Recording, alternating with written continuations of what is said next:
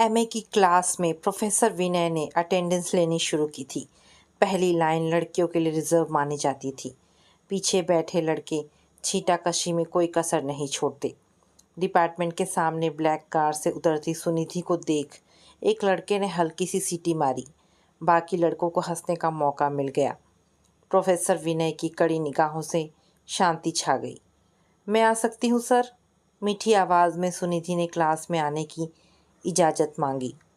अजी, आप ही का तो इंतज़ार था। विशाल की हल्की आवाज़ में कही गई बात से क्लास में फिर ठहाका लग गया।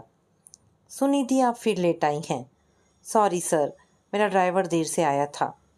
अरे, तो हमें अपना ड्राइवर बना लेती, अजय ने बीच में बोल पड़ा। लड़कों के ठहाकों ने प्रोफेसर विनय को क्रुद्ध कर दिया। अगर आप लोग इस तरह बिहेव करेंगे तो मैं प्रिंसिपल सर से रिपोर्ट कर दूंगा। कम इन सुनिधि, कल से समय का ख्याल रखिएगा। Thank you sir. अंजलि ने जरा सा खिसक कर सुनिधि के लिए जगह बना दी।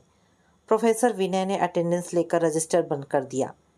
भाव भीने स्वर में प्रोफेसर ने प्रेम रस की व्याख्या शुरू कर दी। व्याख्या करते उनकी दृष्टि बार बार लड़कियों पर चली जाती। लड़के प्रोफेसर की रसिकता से वाकिफ थे। देख रहे हो अजय, पूरा प्रेम रस लड़कियों पर ही उड़ेल रहा है। सुनील ने हल्के से कहा। हाँ यार, इसीलिए तो इसके पेपर में हमेशा लड़कियां ही टॉप करती हैं। अचानक कागज़ की एक मुड़ी तुड़ी पुड़िया सुनिधि की गोद में आ गिरी। पुड़िया खुलने पर प्यार भरी 2 लाइन थी। मेरी ज़िंदगी है आप, हमेशा गुलाब सी महकती रहें, आपकी खुशबू का दीवाना हो, अनिरुद्ध। गुस्से से तमतमाई सुनिधि ने मुड़कर देखा। एक खाली सीट के पीछे गंभीर अनिरुद्ध बैठा था। कागज़ की पुड़िया प्रोफेसर विनय को थमाकर सुनिधि ने शिकायत कर डाली। सर, ये देखिए, क्लास लेसन में ध्यान देने की जगह यहाँ क्या चल रहा है? कागज़ पढ़कर प्रोफेसर विनय की भ्रिकुटी तन गई। अनिरुद्ध, खड़े हो जाइए। अचकचाया अनिरुद्ध खड़ा हो गया। क्लास का दादा सुनील जोरों से हंस पड़ा। वाह यार, बड़े छुपे रुस्तम निकले। हम तो समझे थे आप सच्चे भारत कुमार हैं। पूरा क्लास ठहाकों से गूंज उठा। प्रोफेसर विनय ने सबको चुप करा दिया। शट अप, ये क्लास है, तमाशा घर नहीं, समझे? हाँ तो अनिरुद्ध जी बताइए, आपकी इस हरकत के लिए आपको क्या सज़ा दिया जाए? प्रोफेसर विनय के नाटकीय अंदाज में कही गई बात पर फिर ठहाका लगा। जिसने ये अपराध किया, सज़ा उसे दीजिए। इस तरह की बातों से मेरा कोई लेना देना नहीं है सर, अनिरुद्ध ने कहा। लेकिन इस कागज़ पर आप ही का नाम लिखा हुआ है। नाम तो किसी का भी, यहाँ तक कि आपका भी लिखा जा सकता है। इसका ये मतलब तो नहीं। क्या बकवास कर रहे हो? गेट आउट, क्लास से बाहर जाइए। प्रोफेसर विनय का चेहरा गुस्से से लाल हो उठा। मैंने सच कहा है, अगर सच्चाई की यही सज़ा है तो मुझे स्वीकार है। चुपचाप किताबें उठा अनिरुद्ध चला गया। क्लास में सन्नाटा सा छा गया। कुछ फुसफुसाहटें जरूर उभरी, पर प्रोफेसर विनय की व्याख्या से शांति छा गई। क्लास खत्म होने के बाद सब बाहर आ गए थे। सुनिधि की कार से कुछ दूरी पर एक पेड़ के नीचे अनिरुद्ध खड़ा था। सुनिधि जैसे ही कार के पास पहुंची, अनिरुद्ध आगे बढ़ आया। आपकी वजह से बेवजह पनिशमेंट पाया है। एक सच बता दूं, मुझे आप में ऐसा कुछ भी नहीं दिखा जिसकी वजह से दीवाना बन जाऊं। रुखाई से अनिरुद्ध ने कहा। ओ यू शट अप, यहाँ से चले जाओ वरना सिक्योरिटी गार्ड को बुलाना पड़ेगा। सुनिधि ने धमकी दी। मुझे किसका डर दिखा रही हैं? शायद आप नहीं जानती, मेरा नाम एक अपराधी परिवार से जुड़ा हुआ है। आवाज़ में बेहद कड़वाहट आ गई थी। ठीक है, मुझे आपके परिवार से कोई लेना देना नहीं है। जो जैसा करता है सज़ा तो भुगतनी ही पड़ती है। फटाक से कार का दरवाज़ा बंद कर सुनिधि ने ड्राइवर को गाड़ी चलाने के निर्देश दे दिए। मन में धुकधुकी सी लगी थी। थकी सी सुनिधि घर में निढाल पड़ गई। बार बार अनिरुद्ध द्वारा कहे गए अपमानजनक शब्द कानों में गूंज रहे थे। सारी दुनिया जिस पर मरती है, उस सुनिधि के चेहरे पर उसे कुछ खास नहीं दिखा। घमंडी, बदजुबान कहीं का। क्या हुआ सुनिधि बेटी, बड़ी थकी सी लग रही हो? मैं तो कहती हूँ अब पढ़ाई का चक्कर छोड़ दे। सुजय तो बस तेरी हाँ के इंतज़ार में रुका है, वरना उसके लिए लड़कियाँ लाइन लगाए खड़ी हैं। मम्मी ने प्यार से सुनिधि के माथे पर हाथ रखकर पूछा। ठीक कहती हो मम्मी, लगता है अब कॉलेज छोड़ना ही पड़ेगा। पढ़ाई के नाम पर कॉलेज में गुंडे बदमाश भर रहे हैं। कड़वाहट भरे स्वर में सुनिधि ने हामी भरी। क्यों, क्या हुआ? अगर कोई ऐसी वैसी बात हुई तो बता दो। तू तो जानती है तेरे पापा को पुलिस वाले कितना इज्जत देते हैं। हाँ मम्मी, ऐसी कोई ख़ास बात नहीं है। अगर ज़रूरत हुई तो ज़रूर बताऊंगी। ठीक है, तू थोड़ा आराम कर ले। आज सुजय ने तुझे क्लब में इनवाइट किया है। उसे फ़ॉरेन से एक बड़ा कॉन्ट्रैक्ट मिला है। अरे वाह, ये तो बड़ी अच्छी न्यूज़ है। अब तो सुजय हाई फाई हो गया। बड़े ठाठ हो जाएंगे उसके। ये सारे ठाठ तेरे लिए ही तो है सुनिधि। मम्मी के चेहरे पर खुशी थी। सुजय सुनिधि के पापा मिस्टर आलोकनाथ जी के दोस्त सुरेंद्र कुमार का बेटा था। शुरू से ही महत्वाकांक्षी सुजय बहुत ही व्यवहारिक भी था। शहर के फेमस बिजनेसमैन की इकलौती बेटी सुनिधि से शादी करने में बहुत से फायदे थे। शादी के बाद आलोकनाथ जी की सारी संपत्ति का अंततः वही तो वारिस होगा। सुनिधि के माँ बाप की दृष्टि में एमबीए सुजय सुनिधि के लिए एक सुयोग्य वर ही था। सेठ आलोकनाथ जी की फैक्ट्री और काम वह बखूबी संभाल लेगा। सुनिधि और सुजय भी एक दूसरे को पसंद करते थे। शाम को अपना मनपसंद रंग की ड्रेस पहन सुनिधि क्लब जाने को तैयार थी। ड्राइवर ने गाड़ी लाकर खड़ी कर दी। मम्मी ने सुनिधि को ऊपर से नीचे निहार मुस्कुराकर अपनी पसंद जाहिर कर दी। मैचिंग ईयररिंग्स और नेकलेस में सुनिधि गोरे रंग पर खूब अच्छी लग रही थी। क्लब में आज एक नया प्रोग्राम था। एक युवा गीतकार अपने गीत गज़लें पेश करने वाला था। प्रोग्राम सुनते ही सुजय ने मुंह बनाया। ओह नो, क्लब में गीत सुनाकर खासा बोर करेंगे। ये नया सेक्रेटरी कुछ ज़्यादा ही गीत गज़ल पसंद करता है। क्या तुम्हें गीत गज़लें सुनना पसंद नहीं? मुझे तो गाने और गज़लों के कैसेट सुनना ही अच्छा लगता है। चलो, आज तुम्हारे कॉन्ट्रैक्ट को बढ़िया ढंग से सेलिब्रेट करेंगे। अरे मैंने तो सोचा था आज कोई डांस पार्टी होगी। एनी हाउ, अगर तुम्हें यही पसंद है तो यही सही। भाई हम तो आपके हुक्म के बंदे हैं। नाटकीय अंदाज में बात कहकर सुजय हंस पड़ा। थोड़ी ही देर में युवा गीत गायक अनिरुद्ध कुमार स्टेज पर आमंत्रित थे। अनिरुद्ध को देखते ही सुनिधि चौंक गई। फेमस सिंगर कोई और नहीं, आज क्लास में उस पर कागज़ का पुर्जा फेंकने वाला अनिरुद्ध था। क्लब के सेक्रेटरी ने अनिरुद्ध का परिचय देते हुए बताया, अब तक अनिरुद्ध की कई गज़लों की किताबें प्रकाशित हो चुकी हैं। उनके ऑडियो कैसेट्स की मांग मार्केट में बहुत है। सुनिधि हैरान थी। क्या ये वही अनिरुद्ध कुमार है जिसके कैसेट्स मार्केट में आते ही हाथों हाथ बिक जाते हैं? खुद सुनिधि के पास अनिरुद्ध कुमार के गानों के कई कैसेट्स हैं। ना जाने क्यों बहुत मांग होने पर भी अनिरुद्ध कुमार ने वीडियो कैसेट्स बनाने के लिए स्वीकृति नहीं दी। आजकल मार्केट में अनिरुद्ध कुमार के नए कैसेट्स नहीं मिल रहे हैं। सदी आवाज़ में अनिरुद्ध ने गाना शुरू किया। मुझसे पहली सी मोहब्बत मेरे महबूब ना मांग। मंत्र मुग्ध सुनते रह गए। अनिरुद्ध एक के बाद दूसरी और तीसरी गीत सुनाता रहा। उस बीच सुजय 3-4 बार ड्रिंक्स लेता रहा। मन ही मन क्लब के सेक्रेटरी से बात करने की सोचता रहा। आगे से ऐसे फालतू प्रोग्राम नहीं होने चाहिए। अचानक सुनिधि की नज़र अनिरुद्ध से मिल गई। शायद हल्की सी पहचान उसकी आंखों में उभरी थी और फिर नज़रें हटा ली। घर लौटी सुनिधि अनिरुद्ध के बारे में सोचती रही। जिसे वह गुंडा समझ रही थी वह तो मशहूर सिंगर निकला। उसकी ऐसी पारिवारिक पृष्ठभूमि सच थी या लोगों से हमदर्दी पाने का बहाना? जो भी हो, उसे लड़की से बात करने की तमीज़ नहीं है। क्या सचमुच उसे सुनिधि में कुछ खास नहीं दिखा? सुनिधि सोचती रह गई। दूसरे दिन कॉलेज जाते समय सुनिधि को कपड़े चुनने में काफ़ी वक्त लग गया। क्लास में अनिरुद्ध नहीं था। मनीष ने धीमे से सुनिधि को बताया, कल सुनील की शरारत के लिए अनिरुद्ध व्यर्थ ही बलि का बकरा बन गया। वो चिट सुनील ने आप पर फेंकी थी। अनिरुद्ध वैसा लड़का नहीं है। ये बात आप कल क्यों नहीं बता सके? एक बेगुनाह का अपमान होते देखना क्या अच्छी बात है? सुनिधि के स्वर में आक्रोश था। सॉरी, पर शायद आप सुनील को नहीं जानती। उसका नाम बताने पर क्या वह हमें आसानी से बख्श देता? प्रोफेसर के आते ही क्लास में शांति छा गई। एक चपरासी कोई नोटिस लेकर आया था। प्रोफेसर ने नोटिस पढ़कर विद्यार्थियों पर नज़र दौड़ाई। अनिरुद्ध कुमार क्या आज नहीं आए हैं? नहीं सर, आज वह पागल खाने गए हैं, सुनील ने हंसकर कहा। क्लास में ठहाके गूंज उठे। क्या बकवास है, अपने दोस्त के लिए भी इस तरह के मजाक मैं टॉलरेट नहीं करूँगा। आखिर मर्यादा भी तो कोई चीज़ है। आप सब पढ़े लिखे अच्छे घरों से हैं। आप ठीक कहते हैं सर, पर अनिरुद्ध सचमुच पागल खाने गया है।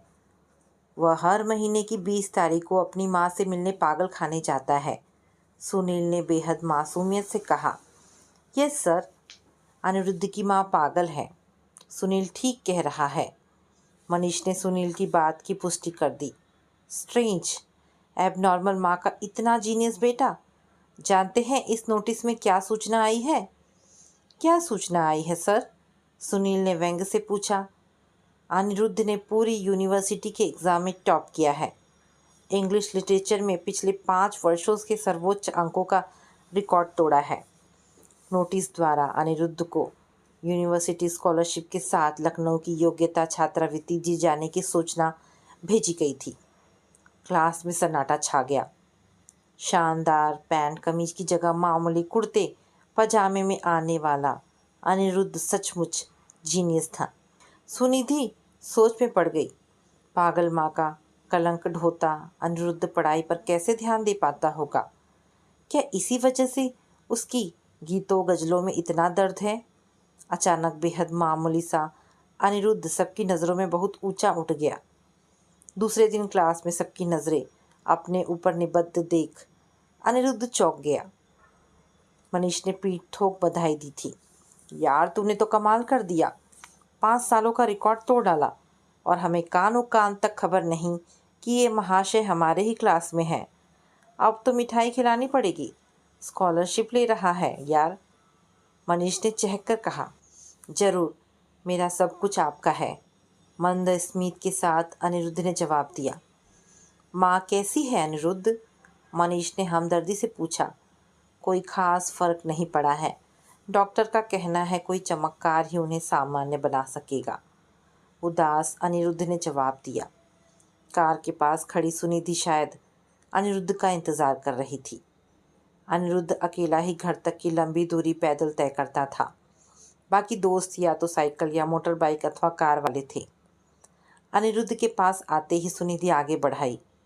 आई एम एक्सट्रीमली सॉरी, उस दिन आप पर झूठा इल्ज़ाम लगाया, मेरी गलती थी। कोई बात नहीं, ज़िंदगी में ऐसे झूठे दोषारोपण सहना मेरी किस्मत रही है। नहीं, प्लीज़ मुझे माफ़ कर दीजिए, वरना मुझे शांति नहीं मिलेगी। सुनिधि गंभीर थी। मुझ जैसा नकारा आपको माफ़ कर सके, ये मेरी किस्मत कहाँ? उदास अनिरुद्ध बोला। आप मुझ पर व्यंग कर रहे हैं। मैं अपनी गलती मान रही हूँ, प्लीज़ मेरी गलती भूल जाइए। मैं तो वो बात कभी का भूल चुका। कहा ना, ऐसी बातें सुनने की आदत है मुझे। हल्की उदास मुस्कान उसके होठों पर तैर गई। थैंक्स, आइए कार से आपको ड्रॉप कर दूँ।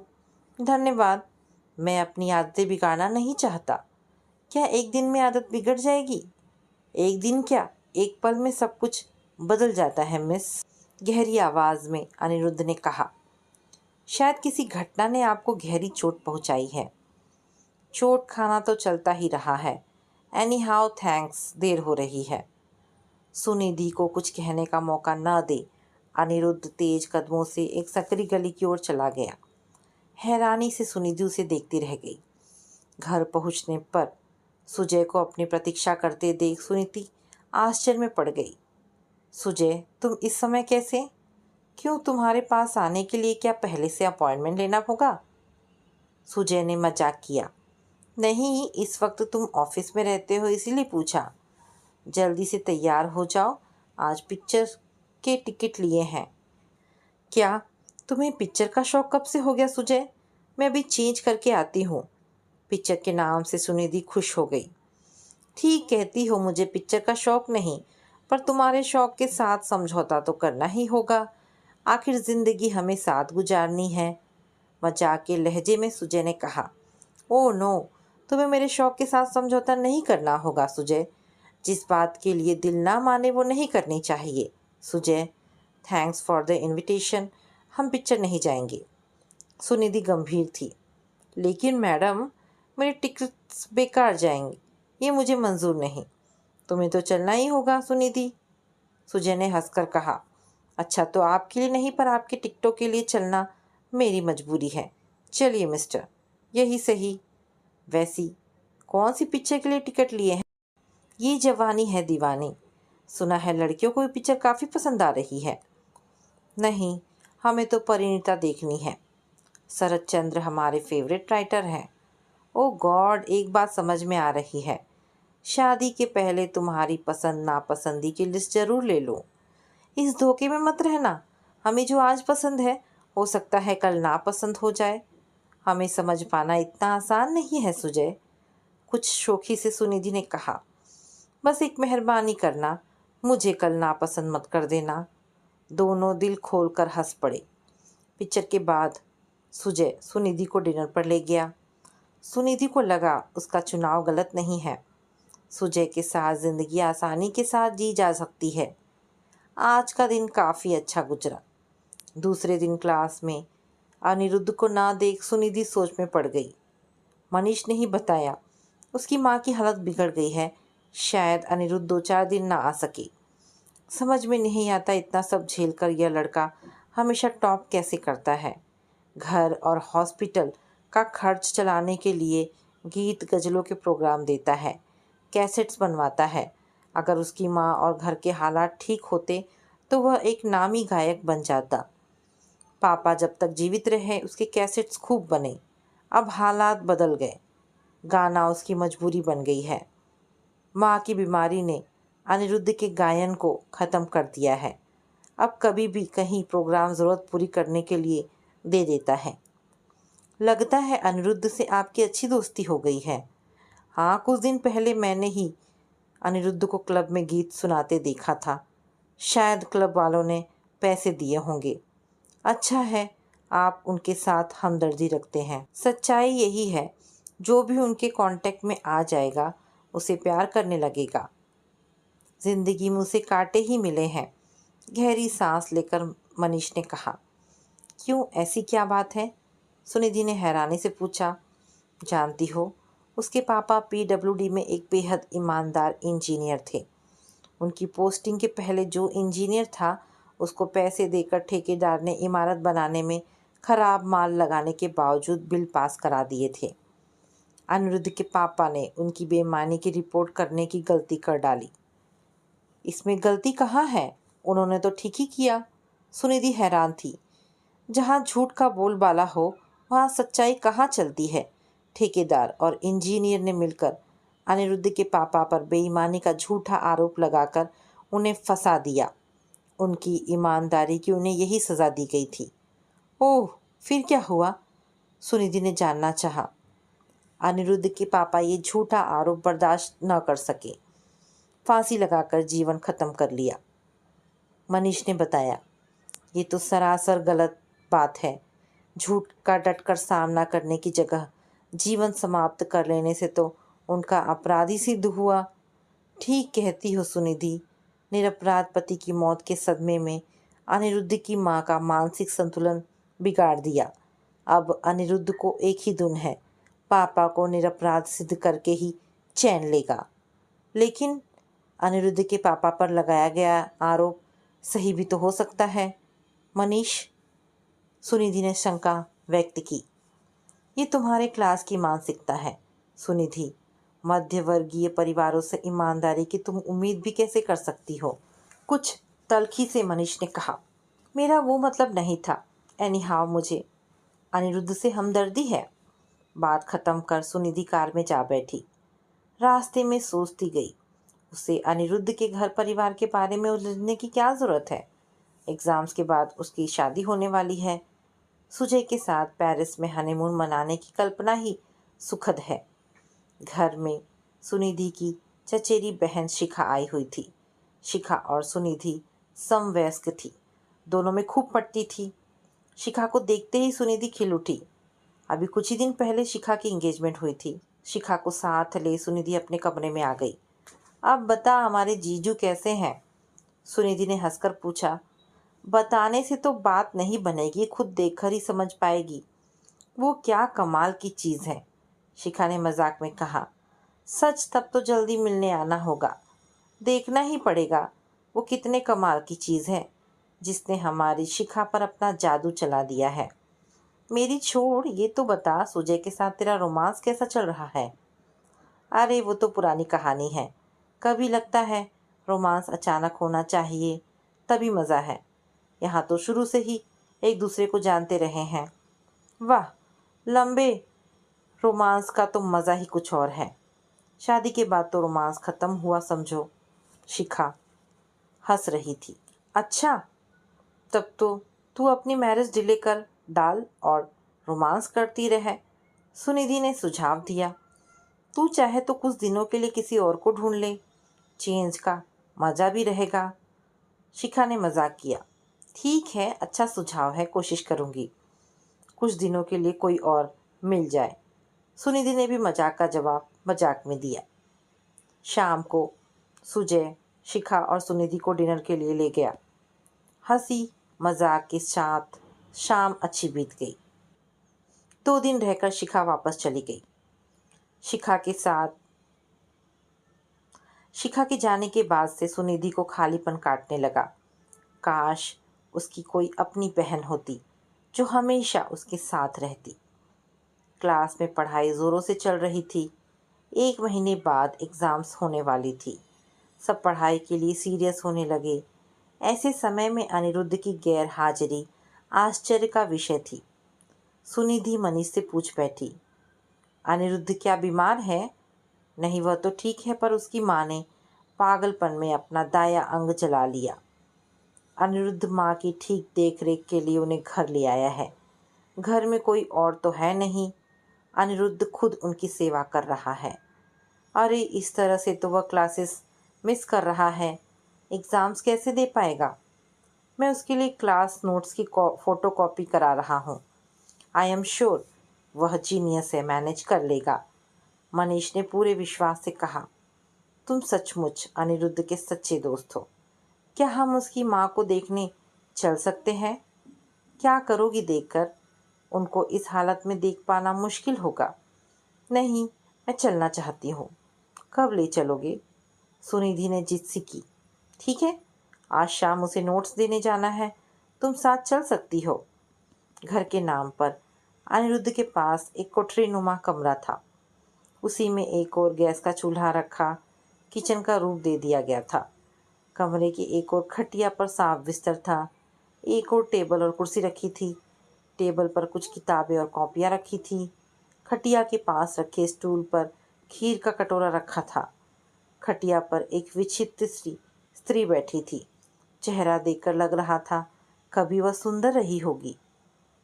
अनिरुद्ध चम्मच से माँ को खीर खिला रहा था। सुनिधि को देखते ही माँ की आंखों में चमक आ गई। अनिरुद्ध का कंधा पकड़ सुनिधि को दिखाकर बोली, सिमी आ गई, मेरी सिमी आ गई। चेहरा खुशी से उजला हो आया। अनिरुद्ध ने सुनिधि को बैठने के लिए कुर्सी की ओर इशारा किया। मनीष आराम से खटिया के पायदाने बैठ गया। कैसी हो माँ? मनीष के सवाल का जवाब न दे माँ सुनिधि को देखे जा रही थी। सिमी, तू इधर आ, यहाँ बैठ, अपनी खटिया का किनारा दिखाती माँ उत्साहित थी। सुनिधि का असमंजस देख अनिरुद्ध ने माँ को समझाना चाहा। माँ, ये सिम्मी नहीं सुनिधि है। अरे, मुझे बहला रहा है, मैं सिम्मी को क्या नहीं पहचानती? तेरी सगाई जल्दी ही सिम्मी से करूँगी। माँ के चेहरे पर खुशी झलक रही थी। अब सुनिधि और अनिरुद्ध दोनों संकोच से सिमट से गए। मनीष ने बात संभाल ली। माँ, आज हम जाते हैं, कल सिमी फिर आ जाएगी। हम चलते हैं अनिरुद्ध, ये रहे तेरे नोट्स।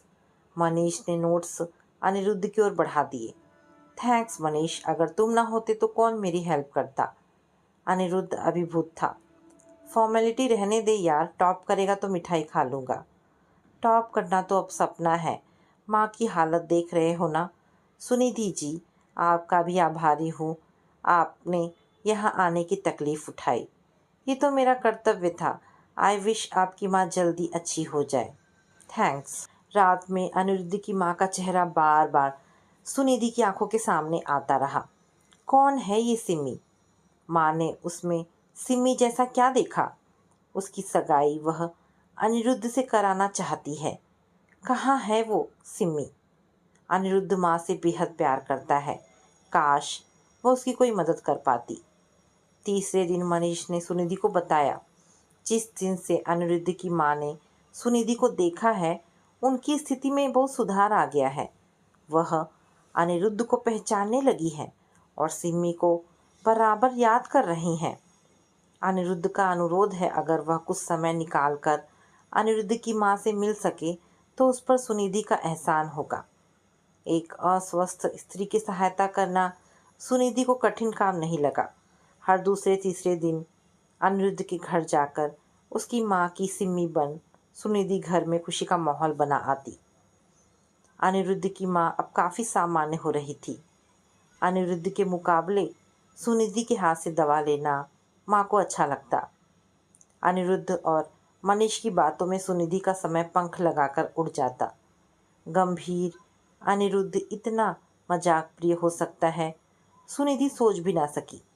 एक दिन दवा लेती माँ अचानक पूछ बैठी, तू मेरे अनिरुद्ध को प्यार करती है ना सिम्मी? तेरे पापा तेरी सगाई के लिए तैयार तो हो जाएंगे। पिछली बार की तरह इस बार भी तुझे कमरे में तो बंद नहीं कर देंगे सिम्मी? नहीं, मुझे कोई कमरे में बंद नहीं कर सकता माँ, दृढ़ स्वर में सुनिधि ने कहा। तब ठीक है। अनिरुद्ध बेटा, तूने सुना? हाँ माँ, सब सुन और समझ रहा हूँ। अब सिम्मी को घर जाने दो, वरना इसके पापा नाराज़ हो जाएंगे। ठीक है, जा सिम्मी। सुनिधि के सिर पर प्यार से हाथ फेर माँ ने विदा दी थी। सुनिधि को बाहर पहुँचाने आए अनिरुद्ध ने क्षमा सी मांगी थी। माँ अभी लोगों को ठीक से नहीं पहचानती, उनकी बातों के लिए माफ़ी चाहता हूँ। इट्स ओके, मैं समझती हूँ, सुनिधि ने कहा। रास्ते में सुनिधि मरीज से पूछ बैठी, ये सिमी कौन है मनीष? अनिरुद्ध से उसका क्या रिश्ता था? जिस दिन माँ ने तुम्हें सिम्मी पुकारा उसी दिन मैंने अनिरुद्ध से इस नाम का रहस्य जान लिया था सुनिधि। क्या रहस्य है मनीष? सुनिधि जानने को उत्सुक थी। स्मिता यानी सिम्मी अनिरुद्ध के पापा के दोस्त की बेटी है। बचपन से ही दोनों के विवाह की बात तय थी, पर जब अनिरुद्ध के पापा पर रिश्वत का इल्ज़ाम लगाया गया तो स्मिता के पापा ने दोनों की शादी का वादा तोड़ दिया। पति की मौत और उसके बाद स्मिता के साथ सगाई टूट जाने की वजह से अनिरुद्ध की माँ का मानसिक संतुलन बिगड़ गया। उनकी हालत तुम देख ही रही हो। मनीष ने गहरी सांस ली। ओ काश स्मिता को उनकी इस हालत का पता लग पाता। उसकी तो शादी भी हो चुकी है सुनिधि। अनिरुद्ध को भी उसका सदमा जरूर लगा होगा, पर उसने अपने को संभाल लिया। इतना सब झेलकर शायद वह पत्थर बन गया है। अचानक एक दिन सुनिधि से अनिरुद्ध अनुरोध कर बैठा, अगर आप थोड़ा सा समय माँ को दे सके तो शायद उनकी स्थिति में जल्दी ही सुधार आ जाए। इसके लिए मैं हमेशा आभारी रहूँगा। ठीक है, कोशिश करूँगी। उस दिन के बाद से घर लौटती सुनिधि अनिरुद्ध के साथ उसके घर थोड़ी देर को रुक जाती। कभी कभी मनीष भी उनके साथ हो लेता। अनिरुद्ध की मेधा उसकी बातों में झलकती। हर विषय पर वह बड़े अधिकार से बात करता। मनीष के अनुरोध पर कभी वह गीत या गज़ल भी सुना देता। उस समय माँ का चेहरा चमक उठता। अनिरुद्ध की तेजस्विता असंदिग्ध थी। मनीष के लाए नोट्स के अलावा अनिरुद्ध भी ना जाने कहाँ से नए तथ्य और बातें जान लेता। उसका ज्ञान सुनिधि को हैरान करता। कब और कैसे वो इतना ज्ञान अर्जित कर लेता था। माँ की स्थिति में तेजी से सुधार आता जा रहा था। एक दिन सबके लिए हलवा बनाकर माँ ने सबको हैरान कर दिया। एक दिन मनीष मजाक कर बैठा, माँ को तो अपनी सिमी मिल गई, अब अनिरुद्ध को अपनी स्मिता को पाना है। उस मजाक से सुनिधि के मन में वितृष्णा ही जागी थी। अनिरुद्ध लाख जीनियस हो, पर उसके घर का माहौल, माँ की स्थिति सुनिधि को स्वीकार नहीं थी। मनीष का मजाक उसे सहन नहीं हुआ। सीधे स्पष्ट शब्दों में कह बैठी, प्लीज़ मनीष, इस तरह के मजाक मुझे पसंद नहीं। मेरे स्टेटस का तो ख्याल रखो। बात कहती सुनिधि को यह भी ध्यान नहीं रहा कि साथ खड़े अनिरुद्ध का चेहरा अपमान से काला पड़ गया था। दूसरे दिन सुनिधि की प्रतीक्षा किए बिना ही अनिरुद्ध घर चला गया। मनीष ने सूचित किया था, तुम्हें अब अनिरुद्ध के घर जाने की ज़रूरत नहीं है। उसने माँ को फिर हॉस्पिटल में एडमिट करा दिया है। क्यों? घर में तो उनकी स्थिति में सुधार आ रहा था। अनिरुद्ध को उसका स्टेटस याद दिलाकर तुमने उसकी मदद ही की है। अब उसे धुन है, कुछ बनकर ही दिखाएगा, कड़वे स्वर में मनीष ने कहा। सुनिधि को अपनी कही बात याद हो आई, पर अब तो तीर हाथ से निकल चुका था। अनिरुद्ध के घर ताला लटका मिला था। सुनिधि पछताती, वह यह कैसी गलती कर बैठी। अपनी धन संपत्ति का तो उसे कभी अभिमान नहीं था। दूसरे दिन क्लास में भी अनिरुद्ध प्रोफेसर के साथ आया और तुरंत चला गया। 2 दिन बाद वह अनिरुद्ध को पा सकी थी। अनिरुद्ध, मुझे माफ़ कर दो, मेरा वैसा कोई मतलब नहीं था। सच बात के लिए माफ़ी मांगने की ज़रूरत नहीं है। सचमुच मैं अपने को भूल गया था। आपसे वो सब मांग बैठा जिसका मैं पात्र नहीं था। कहाँ मैं, कहाँ आप। अच्छा हुआ आपने मुझे मेरी जगह याद दिला दी। थैंक्स। सुनिधि को कुछ कहने का अवसर न दे अनिरुद्ध तेजी से चला गया। सुनिधि अपराधी बनी खड़ी रह गई।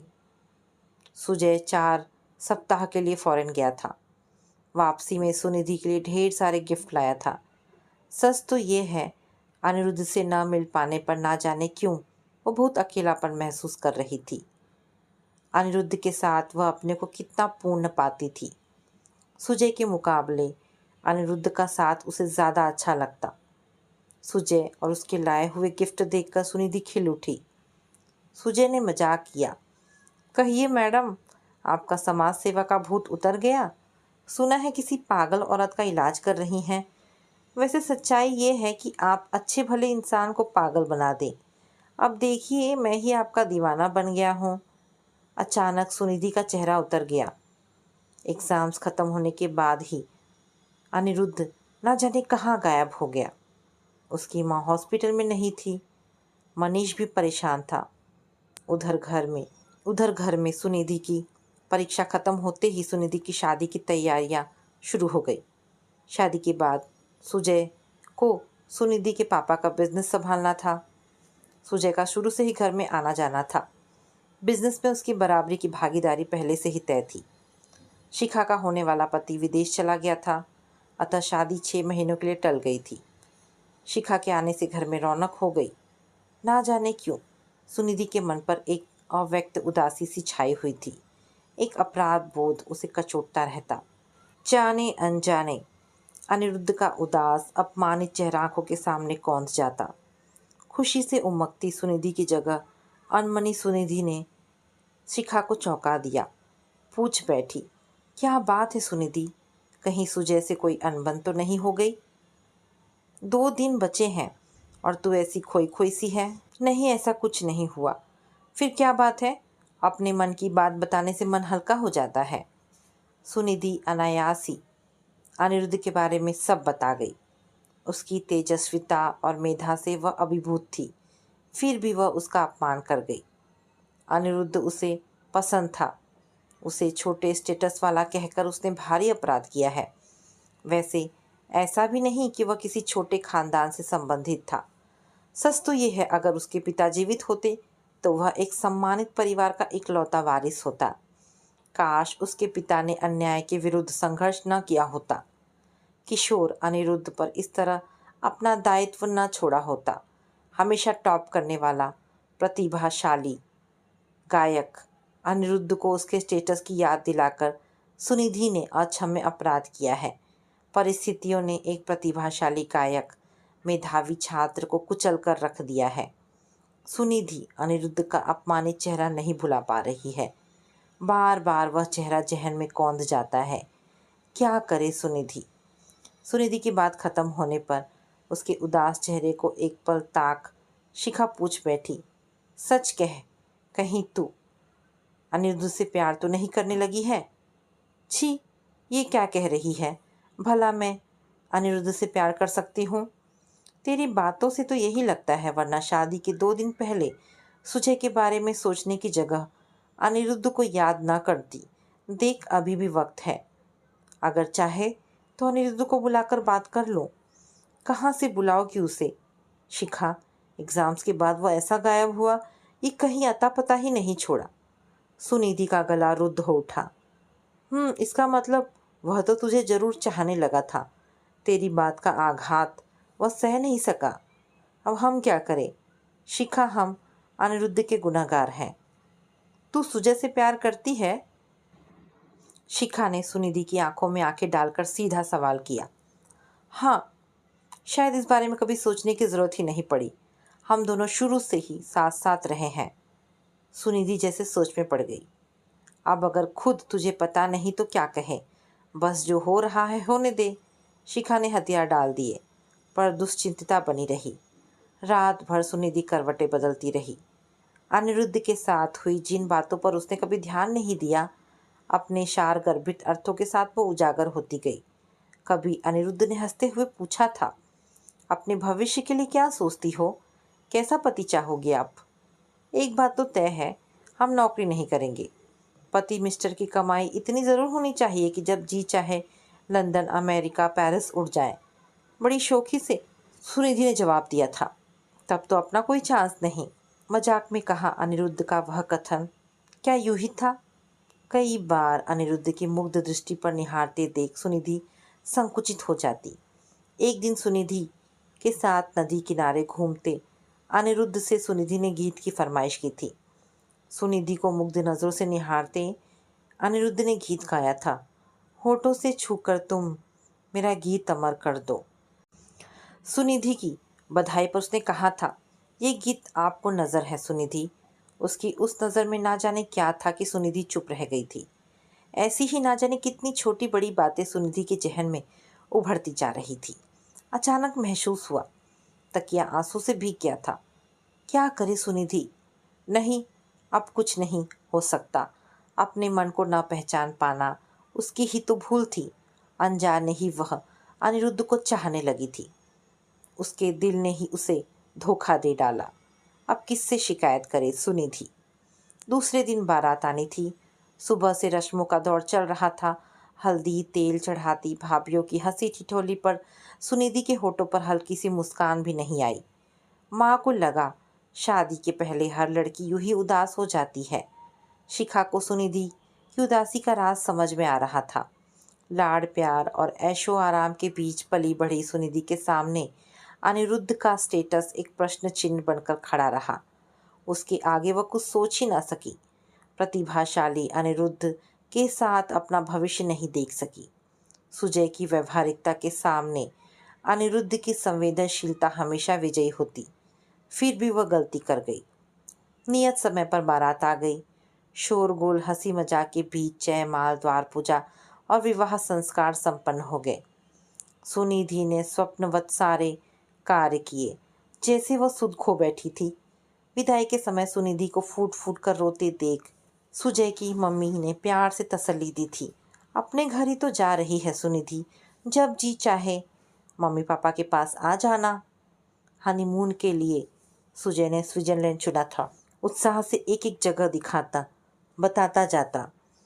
यहाँ दिलवाले दुल्हनिया ले जाएंगी शूटिंग हुई थी। इस जगह शाहरुख खान ने काजोल को फूल दिया था। तुम्हें पिक्चर की इतनी जानकारी किसने दी सुजय? तुमने तो पिक्चर देखी नहीं होगी। सुनिधि विस्मित होती। अरे, जब अपनी दुल्हनिया ला रहे हैं तो स्विट्जरलैंड में फिल्माई पिक्चर देखनी ही पड़ी, हंसते हुए सुजय ने कहा। इसी बीच सुनिधि का रिजल्ट आ गया था। घर से खबर आई उसे फर्स्ट डिवीज़न मिला। टॉपर कोई अनिरुद्ध नाम का लड़का था।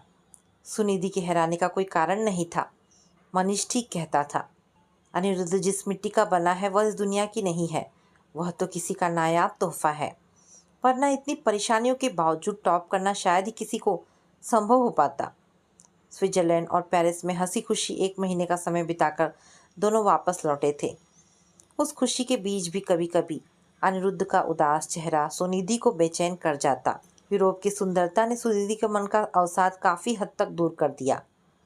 सुजय में वो सभी कुछ था जो एक अच्छे पति में हो सकता है, लेकिन इसके बावजूद कभी कभी उसकी अति व्यावहारिकता सुनिधि को खल जाती। मम्मी पापा सुनिधि की उत्सुकता से प्रतीक्षा कर रहे थे। घर पहुंची सुनिधि के नाम ढेरों बधाई कार्ड आए हुए थे। मनीष ने भी एक कलात्मक कार्ड भेजा था। उन्हीं बधाइयों के बीच एक विदेशी लिफाफे ने सुनिधि का ध्यान आकर्षित कर लिया। लिफाफा खोलने पर सुंदर लिपि में चंद पंक्तियां थीं। सुनिधि जी, अचानक आप जीवन में आ गई। एक दिन कहने की गलती कर बैठा था कि आप में ऐसा कुछ नहीं जो मुझे दीवाना बना दे। आज सच्चे दिल से अपनी उस भूल के लिए क्षमा मांगता हूँ। आप में वो सब कुछ है जो किसी को भी दीवानगी की हद तक चाहने को मजबूर कर दे।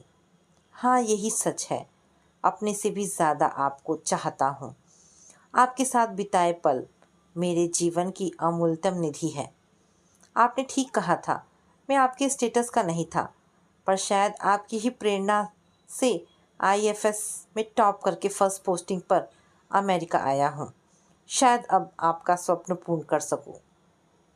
दुनिया के कई देश तो मेरे साथ देख ही लेंगी। शुरू के कुछ दिनों में शॉपिंग ज़रूर लिमिटेड रहेंगी, पर हम जीवन की हर खुशी एक साथ जिएंगे। मेरे गीत नया जीवन पालेंगे। माँ अब स्वस्थ है, उन्हें अपनी सिम्मी की प्रतीक्षा है। क्या मेरी स्मिता भी मुझे मिल सकेगी? यकीन कीजिए, आपकी राहों में खुशियों के फूल बिछा दूंगा।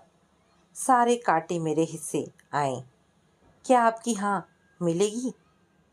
इतने दिन अज्ञातवास के लिए आपकी क्षमा तो मिलेगी। आपका ही अनिरुद्ध। स्तब्ध सुनिधि की आंखों से टप टप आंसू बह निकले। आंसुओं से भीगे पत्र को सुनिधि ने फाड़ दिया। नहीं, अब जो गलती हो गई उसे सुधारा नहीं जा सकता। अपने वर्तमान में अतीत को वह नहीं ला सकता।